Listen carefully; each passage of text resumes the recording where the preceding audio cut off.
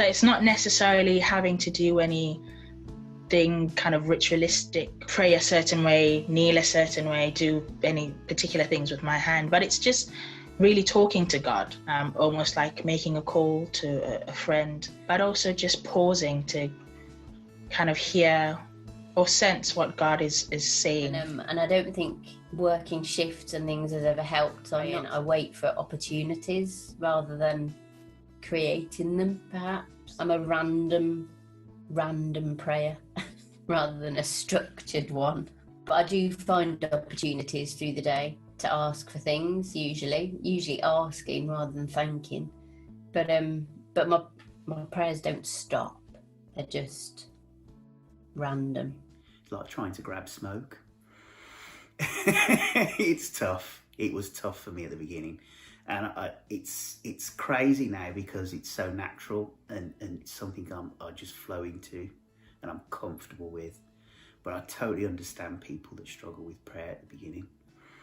You do feel like it's hitting the ceiling. You do feel a bit crazy, like you're talking to yourself. And it's that thing, I don't think it's the prayer that changes, it's your relationship. And that's the way I put it in my own head, is at the beginning I was talking to someone I didn't know.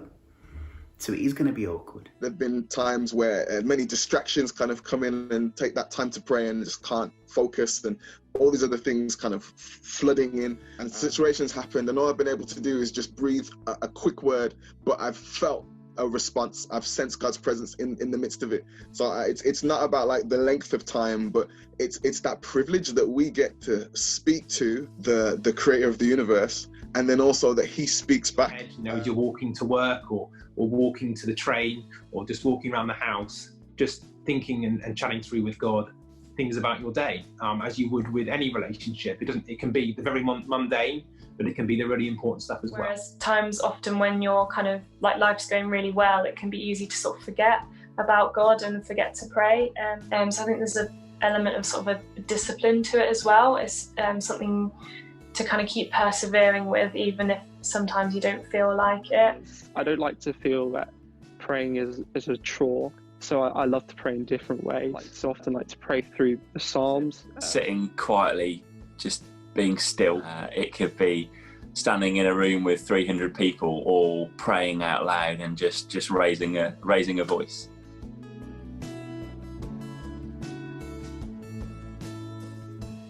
I would say just being real. I think being real is really important. You're not really going to go anywhere if you're not real.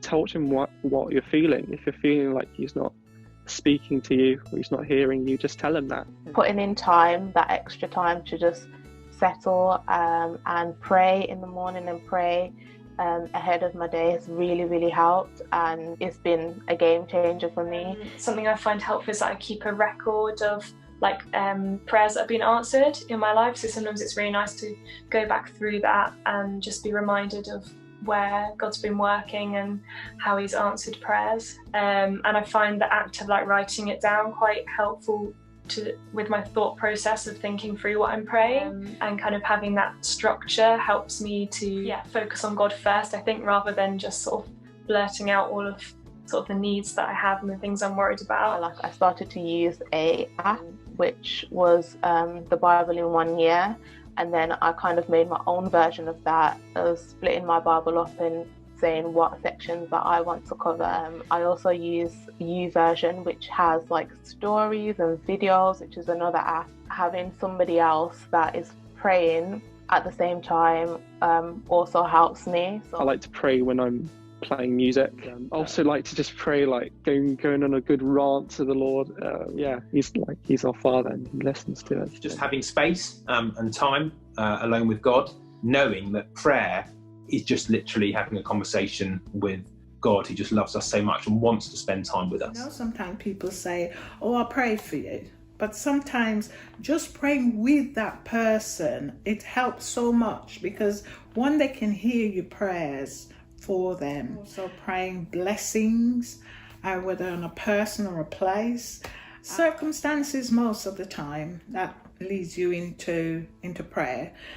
which leads you into what kind of prayer you're going to pray. But sometimes this intercession comes out of not because somebody asked me to pray, but God just dropped something in my heart. One of the most powerful experiences I found of prayer was being involved in the 24/7 prayer movement. But there was something really special about kind of getting up at 3 o'clock in the morning and coming into church on your own. And something I think about being intentional in prayer, about getting up and doing it. Singing and worship is a good starting place for me. Having focused prayer, so key topics or areas that I want to talk about. He's my companion, you know.